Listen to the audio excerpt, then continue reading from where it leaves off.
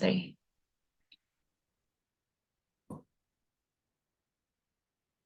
Okay, hello everyone. My name is Vita. I'm here with my colleague Akila. Today we will present about the employee attrition predictions using the machine learning algorithm. So here is the overview of our presentations. First one, we will explain you about the introductions and the business issue. So the human resource is one of the key factors that contribute to achieve organizational effectiveness, which will eventually lead to the success of the company objective. Along with the globalizations and the emergence of the technology, the human resource role has shifted to not only acting as an operations and administrative task, but also becoming a business partner in executing company strategy. Since HR has become more integrated with business, people analytics has gained more attention. One of its contribution is to help company to achieve cost efficiency in HR. Particularly in this study is to do the turnover analysis. So why again this is important? Because by examining the turnover, we can prevent the high cost of separations, vacancy, recruitment, training, and replacements. If we fail to prevent it, the high employee turnover rate poses a potentially fatal problem for the organizations. Thus, predicting employee turnover is a critical procedure for any sustainable organizations, and obtaining early information by predicting employee turnover status allow organizations to take precautions. So here are our research questions. First one is to identify which attributes that can strongly predict employee turnover. Second one is to identify which machine learning algorithm perform best on predicting employee turnover. So for the data specification, I will be explaining it furthermore. For our data set, we are using a data from a website called Kaggle. So the data set was obtained from the website called Kaggle, and the data is from IBM. The IBM data set contains around 1,470 records with 34 attributes, which consist of 6 categorical and 27 numerical, such as monthly salary, experience, distance from home, skills, nature of work, position, and so on. The descriptive analysis were performed on the IBM employee turnover dataset to observe distribution of data such as min, max, mean, count, and standard deviation. Then the predictive analytics is performed in Rapidminer. This is our data specification layout. So the layout consists of 3 things: category, variables or data type, and variables description. As you can see here, for example, age is an integer, and for the description for age is that the number of months following the employee's date of birth. And here's the same. Here too. Here too, and this is our descriptive statistics for the variables that are integer. Before, as you can see, we have 2 types of data, integer or polynomial. So for this one, this is an integer data set. So you can see that we use it to count and to see mean, standard deviation, min, max, and count. And here too, here as well, and over to Vita. Okay, so I will explain about the research framework of this study. The first one is the research design. Basically, there are 5 phases that we have to conduct it. First one is data collection from the Kaggle IBM dataset. And then after we imported the dataset, we have to do the data pre-processing. And then the next one is feature selections. And then the crucial ones is to do the model building, where we applying the machine learning algorithms and to do improvement of the models. And the last one is to choose the best machine learning algorithm based on the evaluation of the model performance, which based on the calculation of the AUC value and the confusion matrix.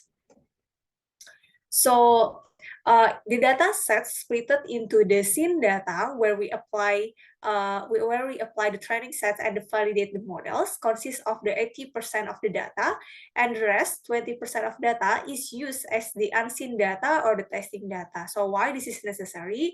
So in order to compare different models in unbiased way and to examine whether there is an underfitting or overfitting phenomena. So after we imported the data set, we use the turbo prep function, and it turns out the data is already clean with 0 duplicates and 0 missing data. And then we also handling outliers. We use filter examples operators to handle outliers here. And then we calculated the outliers outside of the Rapidminer program using these equations. And then back again to the Rapidminer. Not all of the features were filtered. We only performed outlier selection to features that contributed to a better model here. And then the next one is we have to balance the data. So we can see here that in the scene data, we found that there is imbalanced data because the class label no is 982, meanwhile the class label yes is 194. This could be problematic because the training model will spend most of its time on negative examples than positive examples. So basically there are two techniques to handle this imbalance, which are downsampling and upsampling. But in the study, we use upsampling methods where the data is synthetically generated into the dataset. Specifically, we use the Smote upsampling operators. So the next one is feature selection. This is also an important step in the classification problems. In this case, we use weighting techniques to specify which features that can strongly predict to the employee attritions. We use four operators here: weight by information gain, weight by information gain ratio, weight by relief, and the last one is weight by correlations. The second method of feature selection is to do benchmarking from previous research. So we found similar research by Ghazi, which also studied about the employee attrition using machine learning approach. He used the same IBM Kaggle dataset. They used 15 features with nine machine learning algorithms. So this is overview of our feature selection. The first features or predictors are features that selected from the weighting methods. The second ones are features that selected from the previous research by Ghazi. The third predictors are combination between the set predictors 1 and set predictors 2. Meanwhile, the last set of predictors are modified version of the set predictors 3. So in the model building process, we applied 3 different machine learning algorithms. First one is random forest. So random forest algorithm is a popular tree-based ensemble learning techniques. The second one is XGBoost, where is a boosted tree algorithm, or where they use more regularized model formalization to avoid overfitting. And the last one is naive Bayes. Naive Bayes perform classifications based on the probabilities arrived. Okay, so to improve our model, we also use the cross-validation technique. This operator performs statistical performance of a learning models. In this operator, we use a 10 number of fault. Besides that, to improve our model, we also doing the hyperparameter tuning. In order to choose a set of optimal parameters in our machine learning algorithm.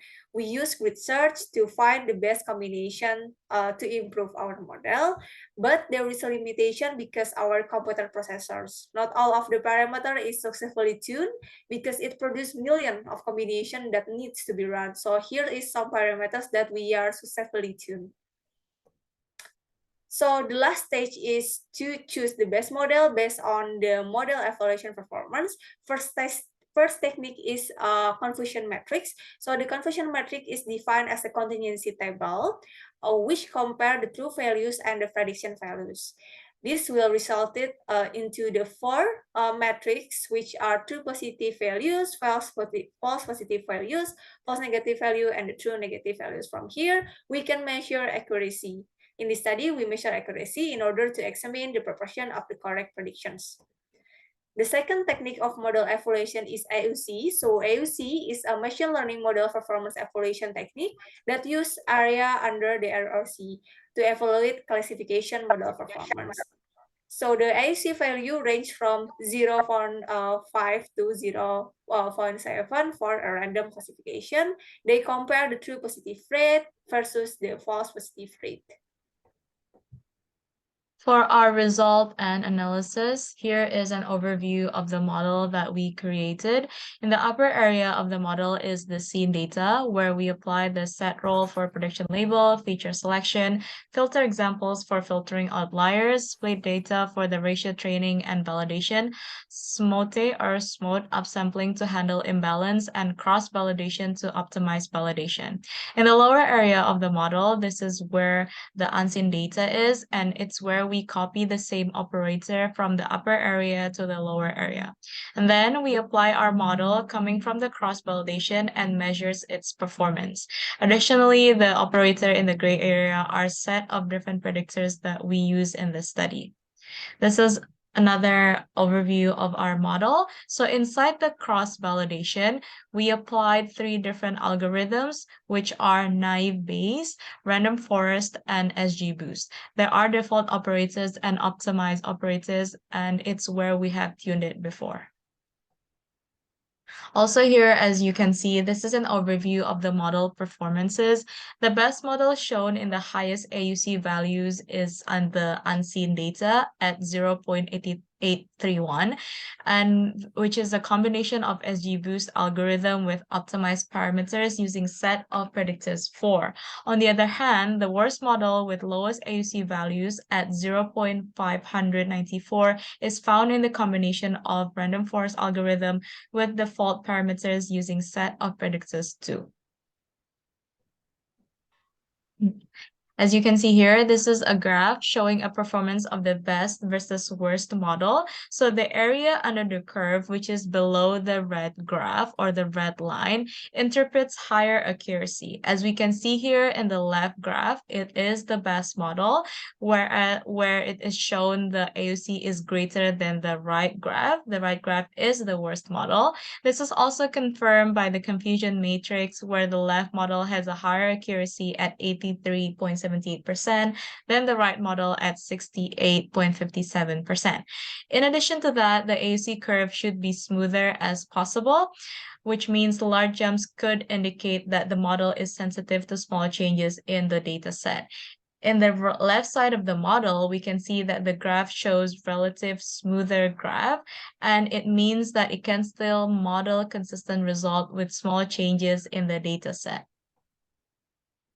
Here is a comparisons performance between model algorithm. As you can see from this graph, it is showing that across all of the predictors, the best model to predict employee attrition is SGBoost and random forest. This is aligned with where previous work of similar employee turnover research done by Atif, Kaya, Punose, and Zhao. This is a graph showing comparing performance between predictors. As you can see here, if we want to use random forest and SGBoost, the best predictors are set predictors 3 and 4.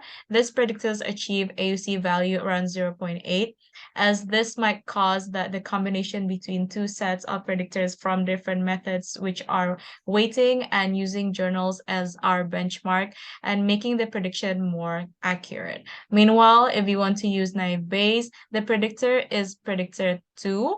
This is aligned with the previous research done by Ghazi in 2021, where Ghazi uses the same IBM datasets and Ghazi used the same features in our predictor 2, which resulted naive Bayes performance to be better than random forest or SGBoost.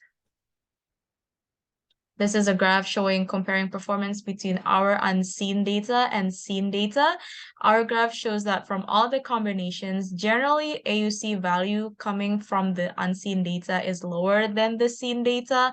This is probably because of the overfitting, where the model cannot generalize well, therefore they perform poorly on the unseen data. Although actually this can be prevented by hypertuning the parameter, and unfortunately, because of the limitation of our processor, we cannot tune it furthermore. In conclusion, there are two things that we discover. Number one, attributes that can strongly predict employee attritions are shown in the slide. Number two, the well-performed machine algorithm to predict employee attrition in the study is SGBoost and random forest. The optimized parameter in the algorithm resulted in a higher prediction accuracy. And a recommendation based on our studies to avoid overfitting, there are several alternatives that can be done. First one is to ensure that researcher has a good hardware to perform heavy combinations. Second one is to maybe to buying license to break research limitation, for example, to train a bigger data. And the last one is try to use another alternative tools like Python or R to solve the runtime issues. That's all from us. This is our study references. Thank you. Thank you for watching.